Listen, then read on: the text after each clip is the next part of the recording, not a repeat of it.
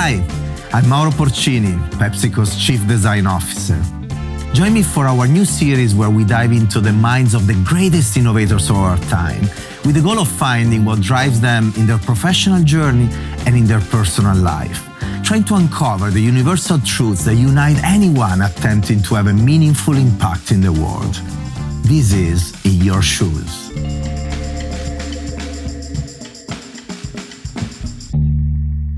Our job is to help people forget about their problems and make them feel what they really are, special. I'm quoting today's guest, a restaurateur, consultant, writer, and television star. Born and raised in Rome, he grew up in his family restaurant, Antica Pesa, which has been in his family since 1922. In 2012, he brought the restaurant stateside with the opening of Antica Presa Brooklyn. In 2019, he partnered then with Tao Group to open the restaurant Feroce in Manhattan. As a television host, he has appeared in numerous European shows, including Il mio piatto preferito, Brooklyn Man, and The Little Big Italy. He's now at work on a new show with the Discovery Channel, Riaccendiamo i fuochi, about COVID-19 impact on the hospitality industry. In addition to his work as a restaurateur and television host, he's the recipient of a variety of different awards like Cavaliere del Commercio, Cavaliere del Lavoro, National Excellence Award, the Anniversary International Award, and the National Italian-American Foundation for Italian Excellence Award. In 2015, his humanitarian work was recognized by Pope Francis, and in December 2020, he was named a UNICEF National Campaign Leader. Francesco Panella, welcome to In Your Shoes. It's such a pleasure to have you with us, Francesco, finally. Thank you so much, Mauro. I'm so happy to be here with you. Actually, I have a pleasure to see you more often and more close. But now I am in Italy, you're in USA. So thank you for this. Amazing.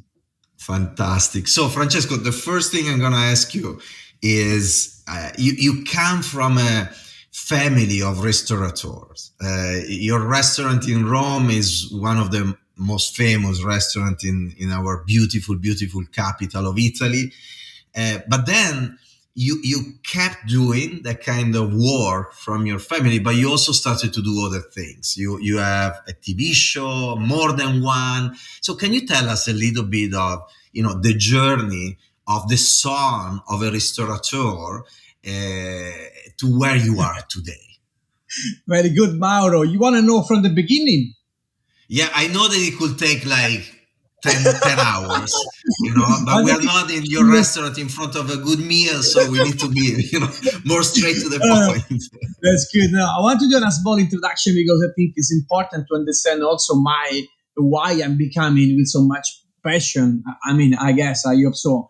And apparently the relation between my father and my mother doesn't work. When I was kids, and my childhood was a little bit like tough. And because they have some legal issue between my parents, my mother doesn't let me allow to sue my father. And for me, I was in a sort of a tragedy. And after some years, I start to meet my father better. And I start to come in the restaurant just 2 times a week on Wednesday and on Saturday after my school.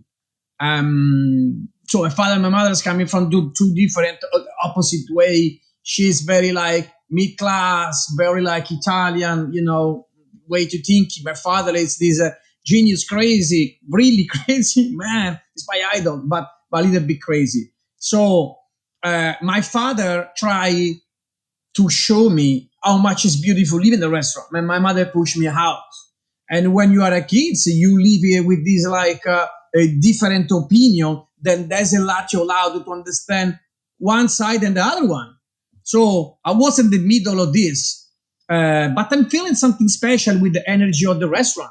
The metric of the chef, called the orders, the waiters talking and sometimes fighting with the chef, people coming, the phone ringing, and all those people with this amazing energy inside the restaurant just drive me crazy.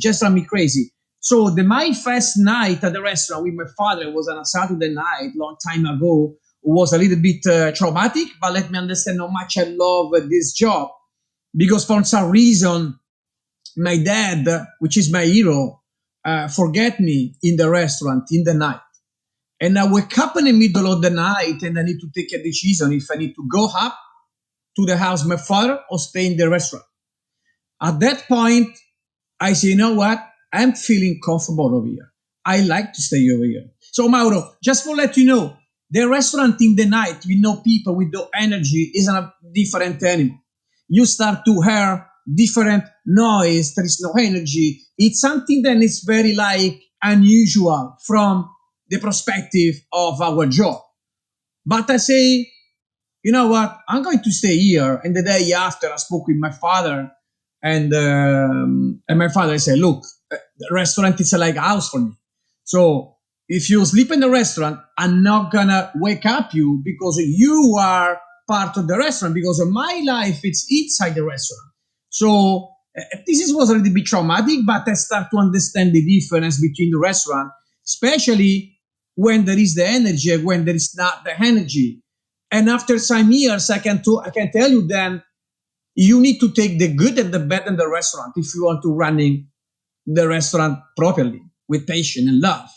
Because there is not just the fun part, which is the part that everybody saw, but there is also some crazy tough time that we need to face. Like wake up in the morning very early, always be ready. Diligence is the key of our job. But there is two big sufferance than guys like me have it in life: diligence and regret. The diligence because you need to be always ready. There is no like any option. Now, if you call me at midnight, you wanna eat, you're gonna eat. No problem. You know what I mean? And the regret because sometimes because you are too tired, you say no to some opportunity. The problem is for me the regret it's more valuable than the diligence, because if you miss the opportunity, life can be a problem. And I want to like lost the time in my life. I want to do what the life give to me. So I never try to lose the chance to understand the opportunity and then take a decision. So now It's you are the son of a person that had a good restaurant in Italy. I'm thinking about many people listening to us, and they are the son and the daughters of people that have a family business. And one option is to go your own way outside of the family business. The other one is to stay in the family business. And many, new generations of very successful family and family businesses, eventually they decide to stay in and do, what they're asked to do within that reality. You did so much more. You left Italy to conquer America. You built, a few restaurants in New York, Antica Pesa in Brooklyn, Feroce in Manhattan, and partnering with major organizations also here. And then also you did a TV show, more than one, and with a variety of different themes. So can you tell us a little bit how you did it? What drove you to do more than just stay in your restaurant in Rome and do all these things? And this is just, I think, the beginning, because you keep coming up with new ideas. So if you imagine you are talking to people that are listening to us and they have that kind of opportunity in their family or something that is easy for them to enter, what does it take to take it to the next level, to think bigger, to do something bigger? Yes, Mauro, very good. Thank you for this question. Actually, so Antica Pesa, it's becoming like centennial restaurant next year. All right, and every generation ask to the other generation to do something like envision. All right. So my father, the generation of my father, which was the third generation, was a disaster because my father was almost in bankrupt. Even if it was an unbelievable successful restaurant, probably the number one of the top in Italy, but he can't manage probably the financial in a good way. So when I start to thinking to take over the restaurant, I just imagine myself just with trouble, but I don't want to lost this place because for me represent more than a business, represent my life. So when you push yourself with something bigger, you need to really go over and go behind the goals then you have. I start to understand that I can do that when I traveled for the first time at 19 years in USA. I was like always in love with USA because USA for me represent the freedom. Is the cities that I want to live forever. And because for some reason in Italy, if you are in Trastevere like I am, if you are in Piazza Navona or in Colosseo, you have a restaurant. Of course, you are going to have some customer which is as not Italian, right?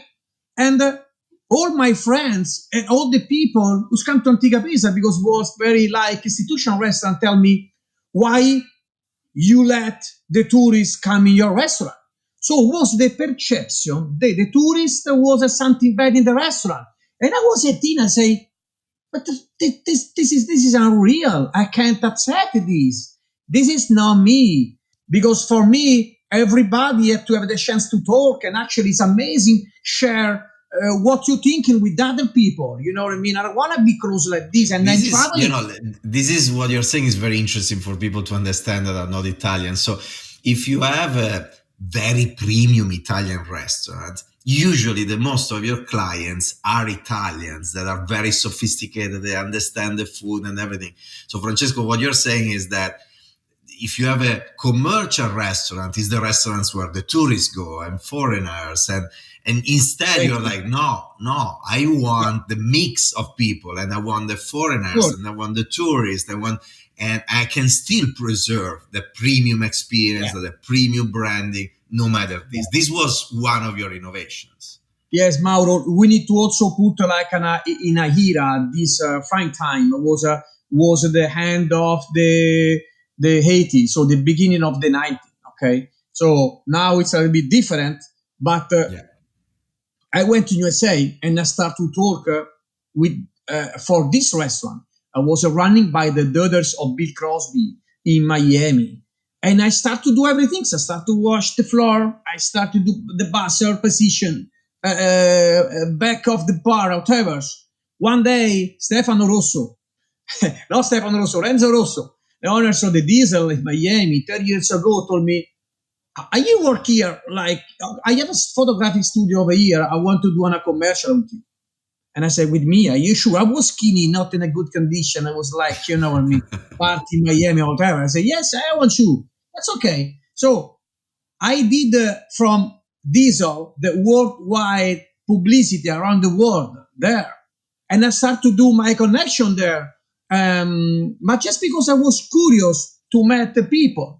After 2 years, then I didn't see my family. I'm back with an amazing bag of memory from the USA, and I start to do my innovation. So at that time, I was asking to myself what I can do to transform like the tourist in international cool situation. And my mind was directly to the Dolce Vita because Dolce Vita for us in that era was the benchmark of the successful of a city like Roma.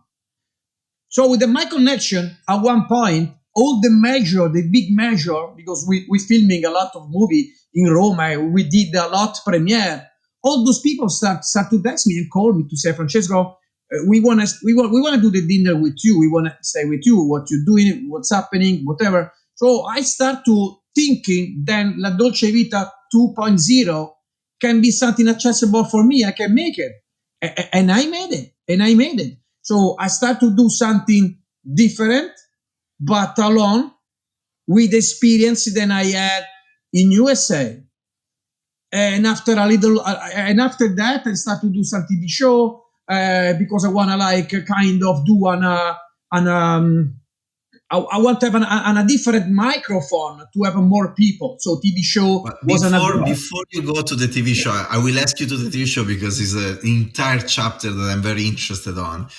But before you go there, so I think there is a very powerful message on what you just described.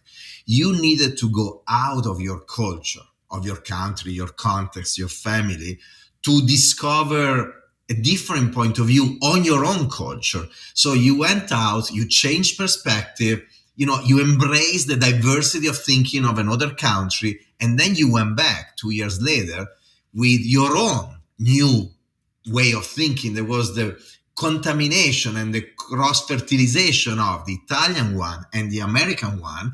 And then you've been innovating at the point in Italy. This is very interesting, and this applies to anybody, an American that goes to Brazil or to Italy and change perspective and go back. There is something, I think, really powerful in the idea of getting out of your comfort zone, learning new things, changing point of view, and going back. There is something typical of what you do with your restaurants in Italy, and then you're importing this also in other countries, that is also typical of the Italian restaurant experience. You arrive to these restaurants and somehow, especially yours, is you feel like welcomed by a family, and you feel that the people that are there care about you. It's not just a script, asking you at a certain point during the meal, do you need anything? Or at the end of the day, at the end of your meal, like, get out of the way because we have new customers. So, there is offering maybe, a little limoncello or doing something special. And then obviously you have different kind of clients and everything.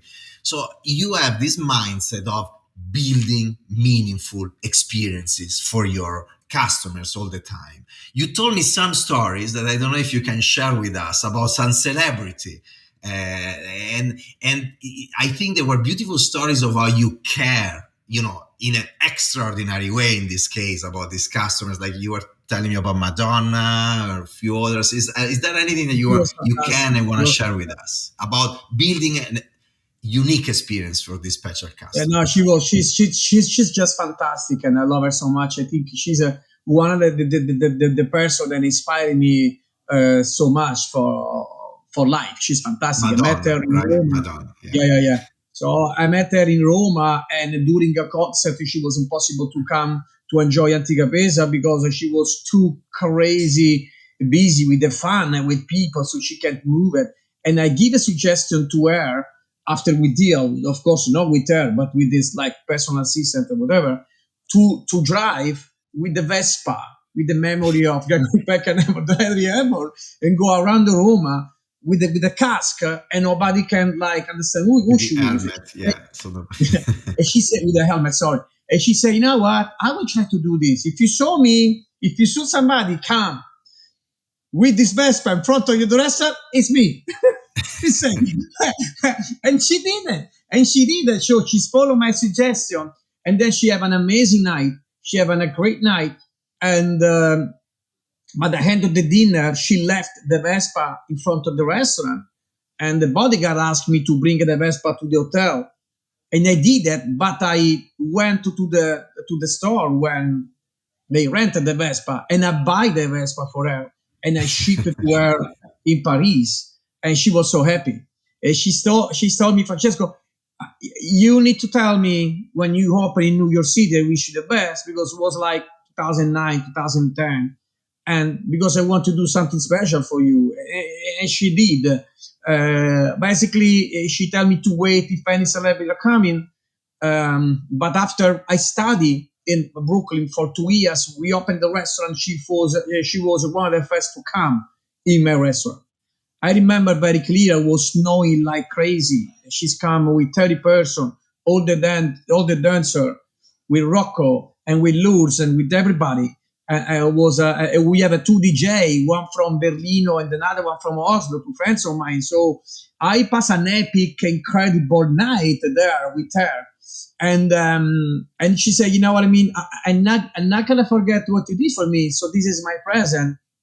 And she's running basically the press release for me. She helped me to do that.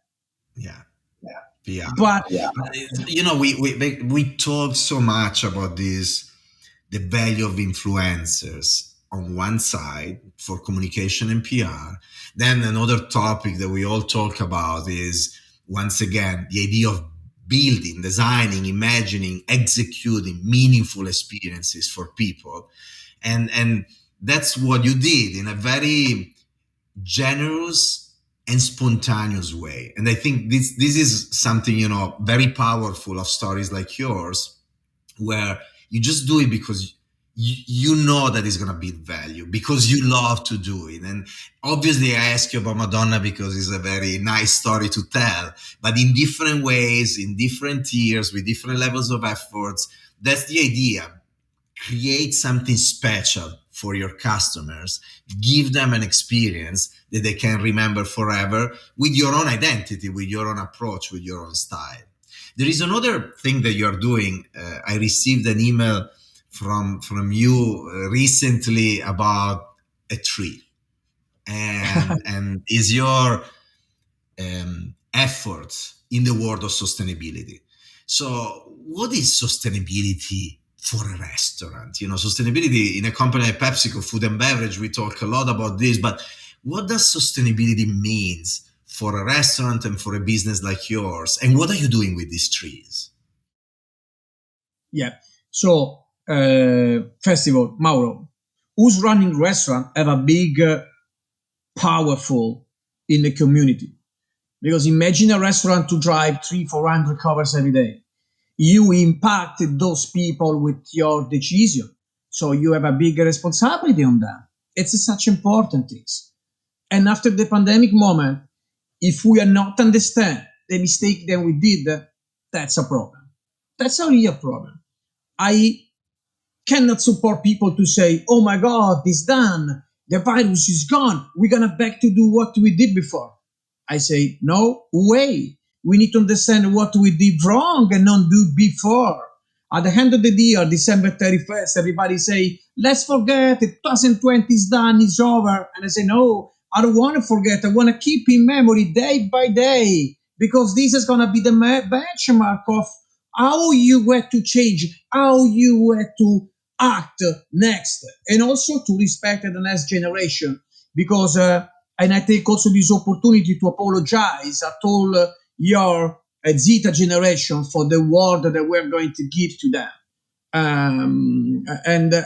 So for me, sustainability is something very, very important, because it's a proof that there is not just talk, but there had to be action. Now, talking about sustainability starts to be a bit commercial. Everybody talk about commercial and sustainability, but because it's something then you can make a publicity for your company.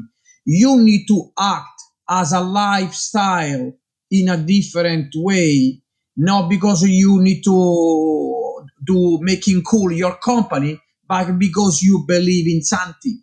So 20 years ago, when the minister of the agriculture system of here in Italy gave me the award for the best interpretation of my territory, was the day number one for me to thinking something like that. Working with a small producer. Look, in the pandemic moment, dear Mauro, there is a lot of small producers which they can't afford to live because they don't have access to the bank.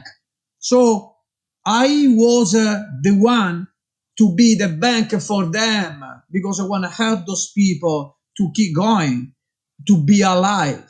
So this is the approach that I have with sustainability from ever. Always talk at my territory. You have been to my restaurant, and I never talk about us. I always share the word for our farmer, for for people who give us the food. They are our hero. They are not us. We are the last chain. But who make the restaurant great is the people who's building it's our farmer, it's our agriculture. This is what I want to try to tell at everybody. The three are I started Antica Pesa Forest basically through is 6 different projects around the world, and I start with 1,000 trees, and I give it to all my friends as a support the idea of sustainability. Because I take almost more or less 10 airplane from Roma to JK. They just give us 100,050 kilograms cube of CO2. So 1003 is exactly the formula to match a balance with less one than my travel, you know. And I want to arrive in the 2024 to 25,003 to help also other restaurants to be sustainable like Oh, I us. told you We wanted can to start travel even more than what you already do. This is a beautiful initiative, and I love how you are connecting your carbon footprint with Thank this you, idea Mauro. of replanting trees that can balance the gap.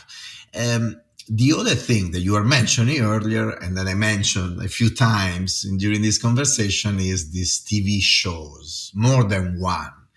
Uh, we may start from the last one you're working on with Discovery Channel on the restaurants post-COVID. So what is going to Yeah, happen it's post-COVID? called it's called Little Big Italy, and it's fun because I understand that the Italian sounding it's very like it's everywhere, and look, I respect every form of food because food I think is the most democratic way to do something. So I'm not complaining anything.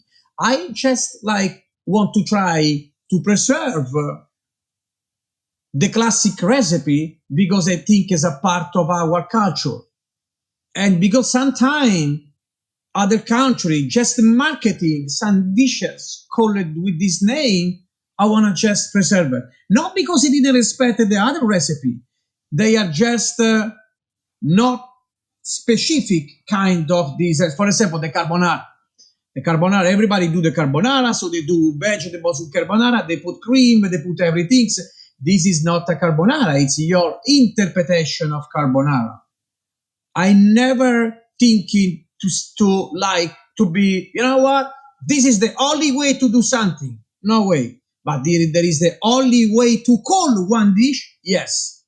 You know what I mean? Carbonara is a Yeah. carbonara with these ingredients. For us, it's such important things. You know what I mean? So we can't like So, we can't go with another Francesco, way. tell us how to cook the right carbonara for all the people listening to us from all around the Mauro, world. Tell Mauro, everybody how you to know cook a very well. carbonara. Dear Mauro, you know very well, better than me, I think. So Little Big I Italy eat your basically. carbonara, I don't cook it. So Little Big Italy was starting from this concept, and basically I'm going around the world to So understand you're not where telling we the are. recipe. Eh? Francesco, tell us the recipe. We want to know how you make the carbonara the right way. It's based on just a few ingredients: a good pasta, black pepper, fantastic eggs, had to be fantastic eggs, and guanciale. And that's it. Very, very easy. Just these ingredients. You don't want to touch anything. Don't put any oil. Don't put any cream. Don't put nothing. You know what I mean? So it's a very easy and classic recipe that everybody try to do in a different way. And this is not cool. So Little Big Italy was a very successful show because it showed the real Italian proud around the world. And for me, during the interview, just I saw those people talking about Italy and just cry because they saw that they're gonna like talk about Italy. It was amazing. It was incredible. It's such an unbelievable, fantastic value for my life. Like they just give So me you so much. go all around the world to Yeah. Italian restaurants in the US, in Egypt, in different countries around the world, and you feature the restaurants and you talk about their dishes.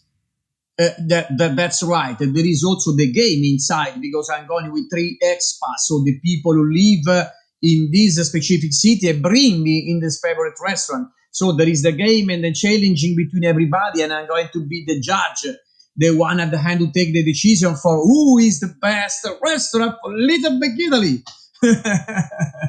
It's very cool, doing very well, You and became the hero of my brother, his kids, my I love mother-in-law. I that. mean, many different people. For the non-Italians, Francesco is very renowned, through his TV show To All the Italians. But Is you the number started. one How did you show. start? How did a restaurateur started in television. I mean, it's not that obvious. It's actually Ma pretty special. Mauro, I'm going to do to match with the story of Madonna in Brooklyn, because after she's coming, you know Brooklyn, you remember Brooklyn how it was more than 10 years ago. So the first time that I'd been in Brooklyn was like literally nothing. And people say, why you want to opening in Brooklyn? Are you crazy? Why you want to bring this such institutional brand over there? And say, look, this is what I'm feeling. I think this is going to be an amazing market in the future. And I want to see something that in this moment people doesn't see. And I believe in this land before everybody. It was the first big Italian brand arrived in Williamsburg 12 years ago. And after Madonna coming, I went in trouble because the community of Williamsburg didn't accept the fancy part of my brand. They considered me fancy, but I was so happy because people from Manhattan coming in Brooklyn. So my first fears was fighting the barriers of the bridge. People in Manhattan told me, why you are not opening Manhattan? Why you have to open in Manhattan if I like Williamsburg? You know what I mean? Experience in experience. Why you don't come to me? There is the bridge. And there is Manhattan, there is Brooklyn Bridge. And my goal was fighting the barrier. I always be the one to fighting the barriers. And I make it. I fighting the barriers and the people start to saw Williamsburg a different way, and I move millions and millions and millions of dollars from Manhattan to Williamsburg. But wasn't enough because I wasn't considering fancy in that moment by the Williamsburg community. So I have to be honest with you. For me, was a very, very tough moment. I was in confusion because I was thinking to do something cool, but it wasn't. So I wasn't keep attention to my community, and I feel so ashamed. So I say, you know what? I'm going to find a strategy to back on business with them and talk with them. And I say, Essentially, what happened is that the Brooklyn Williamsburg community didn't understand this fancy foreign restaurant. It was trying to change the texture and the DNA of the community. So at a certain point, you're like, oh, you know what? Instead of coming here, just talking to the people from Manhattan, I'm going to talk with you, community. I'm going to partner with you. I'm going to understand you. You started from a position of respect and collaboration instead of conflict. And that's what changed everything, right? I did, Mauro, just for let you to tell you that my real path since I arrived in Brooklyn, I try to do this. And with some friends from Mission District and other friends from Silver Lake, I started building in the 2009, 2010, the farm on the rooftop to make a sustainable the building. But the gentrification of Williamsburg, it was very faster. So people back and forth, they leaving and back and they leaving and back and forth. So I was in trouble. No matter what, after Madonna, I understand and I did some mistake. I did something wrong. And I'm back in Italy and I ask to the Gambero Rosso channel. It's a food network for us, you know very well. And I say, look, I need to do this TV show called Brooklyn Man because I want to go over at every single restaurant around the corner, across the corner, over here, over there. I need to collect the data and I need to collect emotion. I need to understand the emotion of these people. I want to speak more with these people. I don't understand them. I need to be focused on them. So after 6 years, 6 season of Brooklyn Man, I'm becoming the one who drive a lot of business and I take so much respect for the community and they love me and they ask me to stay there forever. And now I have my restaurant, my establishment in Brooklyn since 10 years. But it was very hard and tough for me find the way to make happy everybody, to don't lost my customer from Roma, which they are in Manhattan, and the other customer, my neighbor, actually the people that I love the most, because it's the people that are sharing coffee and are sharing experience and are sharing stories. What we are stories. So I match both of I them. love your story, Francesca. I was listening to you, and in companies, in corporations, in our design world, we often talk about processes and way of doing innovation, way of building brands. And the reason why I invited you here today is that you have been practicing it. I mean, there is a guy that had a dream of building a restaurant in Brooklyn, arise, and he finds all kind of roadblocks and difficulties. Instead of giving up, closing the restaurant, or instead of trying to figure out how to make the food better, how to design the restaurant better, what does he do? He invented TV shows to build connections with the neighborhood restaurants and gathering data, building better relationships and dialogue with them, and then becoming a celebrity, by the way, through the TV show that was generated by something else. This is what I mean with innovation. This is innovation in action. I often mention as one of my mentors, major mentors in innovation, a guy that that is another famous name in Italy, that is Claudio Cecchetto. I had a company with him when I was very young, when I was 24, and Claudio comes from the music world, but he reminds me so much of you, meaning that Claudio would never use the word innovation. He would just do innovation. He would just, the way he was thinking, everything was doing. I mean, sending a motorbike, a moped to Madonna and having her come there in that way was, you understood the problem that she had. You understood how to create an amazing experience for her.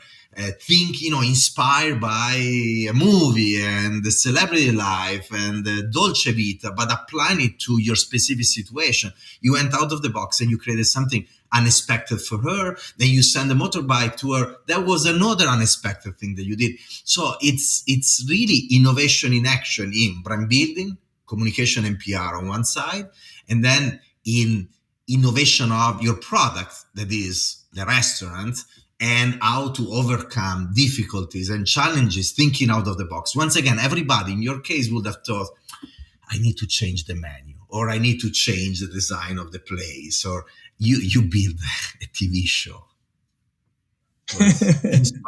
Inspiring.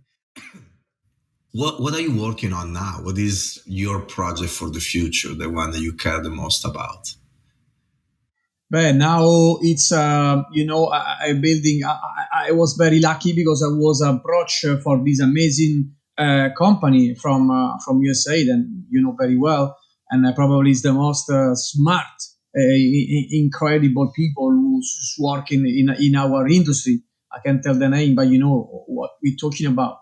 And I joined venture with them because they like my products. So we're building this new restaurant. It's called Feroce, and now we need to reopening. So right now I like really be focused to reopening this one, and then I'm going to find the time to have a time for me, because I never have a time. And after the pandemic, I understand how much is important the time. Time is an enormous value for me, incredible. But I can't stay without do anything, and I can't go over the nature.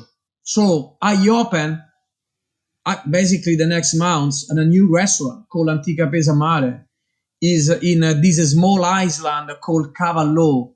It's a paradise. It's an incredible, small, unbelievable island, and I will take all the ingredients from this small island, and I want to be in the middle of the farmer and this incredible natural park to relax, work, and do something that it's actually made it for me. It's just for me. It's a time for me, but still working and waiting for the friends coming around the Mediterranean from everywhere, because it's very like a destination place to be. Again, in the middle of nothing, but people come over there because it's such a beautiful place. This So for me, is in the south of Corsica, the north of Sardinia, but it's in Corsica, right? Cavallo. yes, Mauro. So Now my goal is try to find the time for myself because the pandemic moment teach me a lot. I am another man after that, and I'm going to share the world. Then we need to change a little bit and respect each other. To do this, I think we need to help. We need help from the young generation. So the next step is already done. Actually, it's almost over. But I asked to the John Cabot University, which is an American university based in Europe, to help me to give me a solution for the future of the hospitality.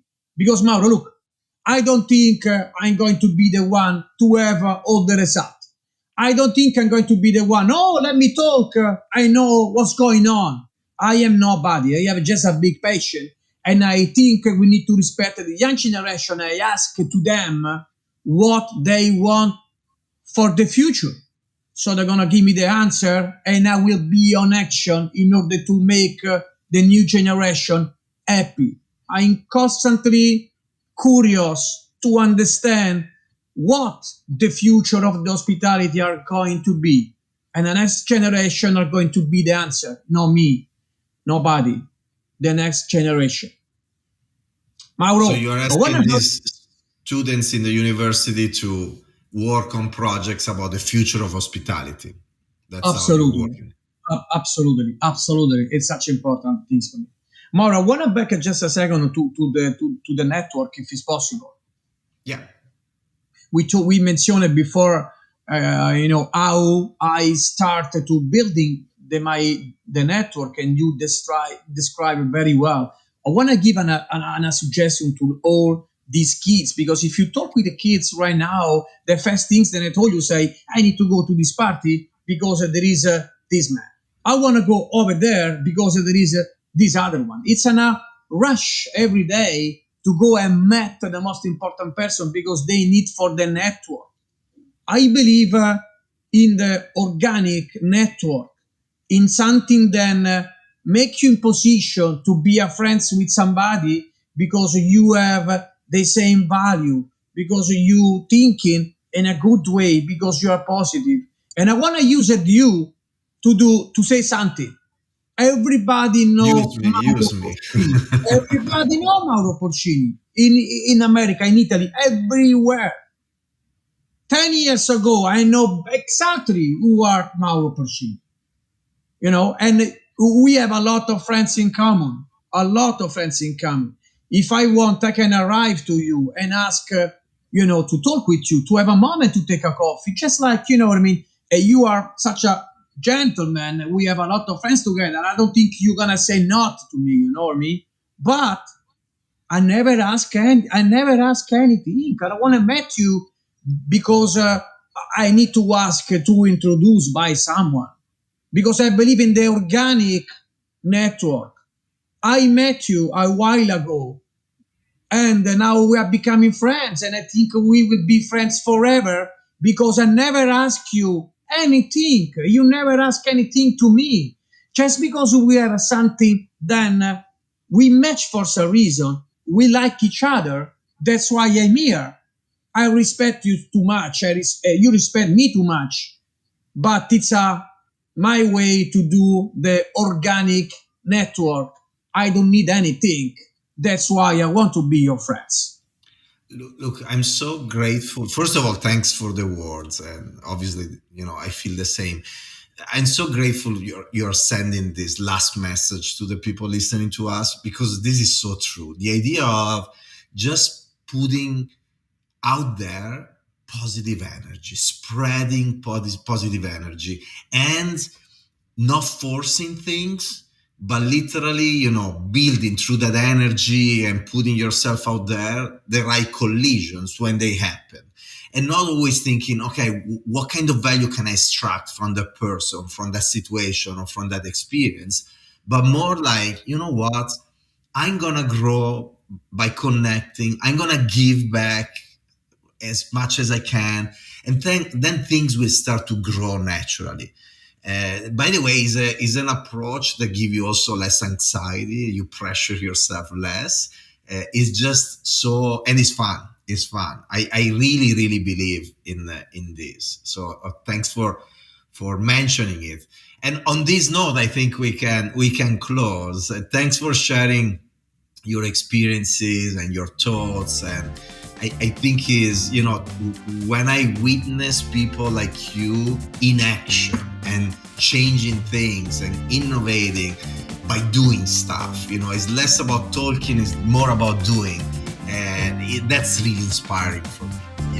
We need more and more people, not just out there, but in companies, big and small, of people that know how to talk, yes, but know also how to make things happen, and not just, talking about what we should do and then nothing happens. So thank you so much for the inspiration and for spending this time with us today, Francesco.